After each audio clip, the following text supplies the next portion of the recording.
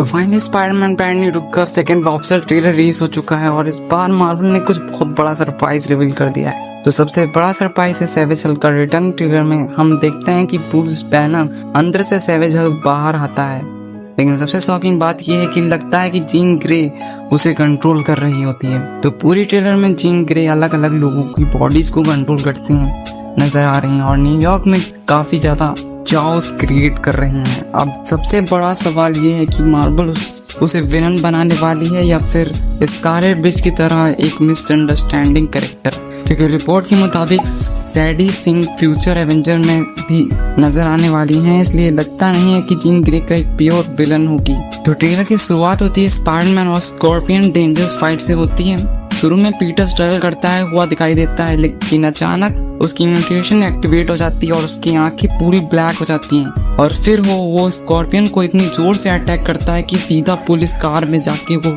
लड़ता है। यहीं से हमें समझ आता है कि पीटर का नया पावर उसके कंट्रोल से बाहर जा रहा है। तो एक और शॉकिंग मोमेंट तब आता है जब पीटर पार्कर अपनी लेबोरेटरी में नए वेब शूटर्स टेस्ट कर रहा होता है, लेकिन वेब शूटर्स फेल हो जाते हैं और हमें पता चलता है कि वेब उसके बॉडी के अंदर से आ रहे हैं। हाँ, फाइनली टॉम हॉलैंड को स्पाइडरमैन को ऑर्गेनिक वेपिंग मिल गई है, बिल्कुल टॉबी मैग्यूरी की तरह। तो ब्रूस बैनर से मदद लेने के लिए अपने म्यूटेशन को समझाने के लिए पीटर ब्रूस बैनर के पास पहुंचते हैं। पीटर चाहता है कि वो अपनी पावर्स को रखने लेकिन इसकी डेंजरस साइड इफेक्ट को खत्म कर दे, लेकिन बैनर उससे एक इम्पोर्टेंट बात बोलता है, नेचर का कौन सा पार्ट अच्छे होते हैं और कौन सा बुरे, ये डिसाइड करने वाले हम कौन होते हैं। तो ये डायलॉग हिंट देता है कि मूवी सिर्फ एक्शन के बारे में नहीं बल्कि पीटर के इनर स्ट्रगल के बारे में भी होगी।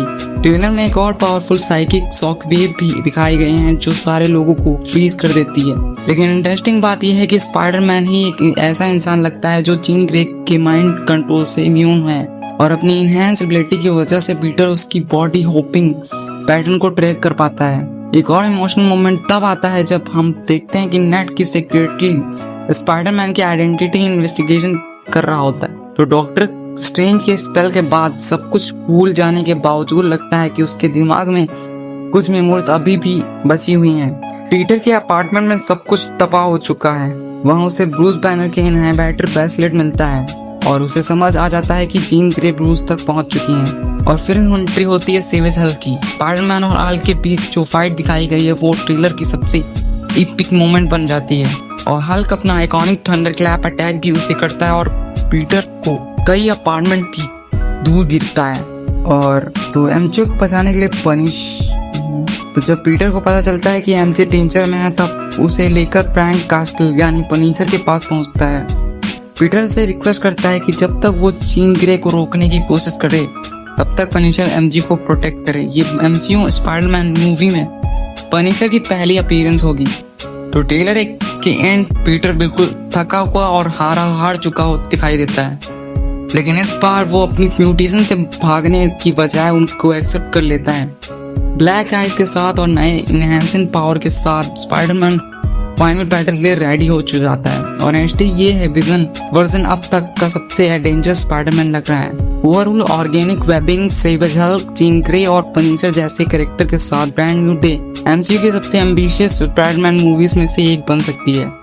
अब देखना ये होगा कि मार्वल ट्रेलर की तरह मूवी में भी इतना ही बड़ा सरप्राइज दे पाती है। नहीं, सच बताऊं तो ये मूवी काफी मजेदार और एक्शन पैक्ड होने वाली लग रही है। और अगर आप आगे आने वाले ट्रेलर और नए फुटेज की कंप्लीट ब्रेकडाउन मिस नहीं करना चाहते तो चैनल को सब्सक्राइब करना बिल्कुल मत भूलना।